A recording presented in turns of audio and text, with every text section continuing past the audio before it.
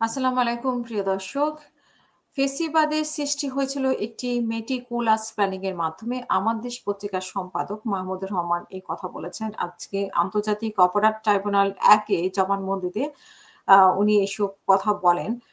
উনি বলেন যে মহান জুলাই ২০২৪ সালের বিপ্লবে বাংলাদেশের ইতিহাসে নিকৃষ্টতম এক ফ্যাসিস্ট শাসকের পতন হয়েছে। এই ফেসিবাদের সৃষ্টি হয়েছিল একটি মেটিকুলাস প্ল্যানিং এর মাধ্যমে। সেই প্ল্যানিং এ বাংলাদেশের রাজনীতিবিদদের সঙ্গে একটি বিদেশি শক্তি জড়িত ছিল।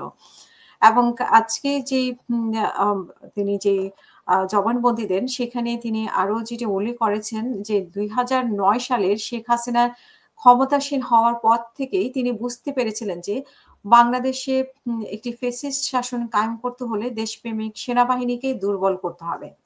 কারণ দেশপ্রেমিক সেনাবাহিনীর মরাল যদি উচ্চ থাকে তাহলে তারা কোনো অবস্থাতেই একটি বিদেশি শক্তির ইঙ্গিতে দেশে কোনো পুতুল সরকারকে মেনে নেবে না।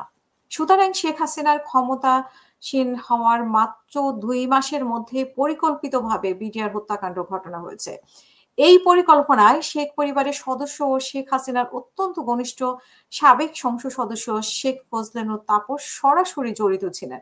২০০৮ সালের ডিসেম্বরের নির্বাচনের আগে থেকে বিডিআর এর কিছু সদস্যের সঙ্গে ষড়যন্ত্র করেন তাপস সহ অন্যান্য আওয়ামী লীগ নেতা বিডিআর হত্যাকাণ্ডের পরিস্থিতি তৈরি করার জন্য।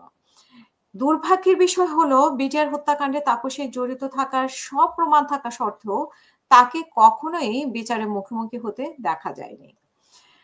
এবং প্রকৃতপক্ষে শেখ হাসিনা সেনাবাহিনীর প্রতি এক ধরনের ঘৃণা ছিল এবং শেখ হাসিনার সেনা বিদ্বেষ বাকশালের পতনের সময় থেকে শুরু হয়েছিল। সেই সময় সেনাবাহিনীর একাংশ যারা সকলেই মুক্তিযোদ্ধা ছিলেন।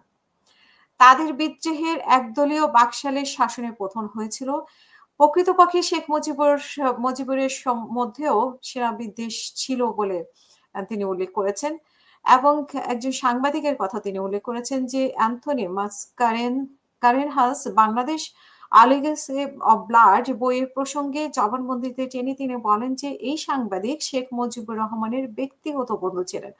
বাংলাদেশ স্বাধীন হওয়ার পর ১৯৭২ সালে শেখ মুজিবুর রহমান মাসকারেনহাসকে বলেছিলেন তিনি বাংলাদেশের পাকিস্তানের মতো একটি দানব সেনাবাহিনী সৃষ্টি করতে চান না।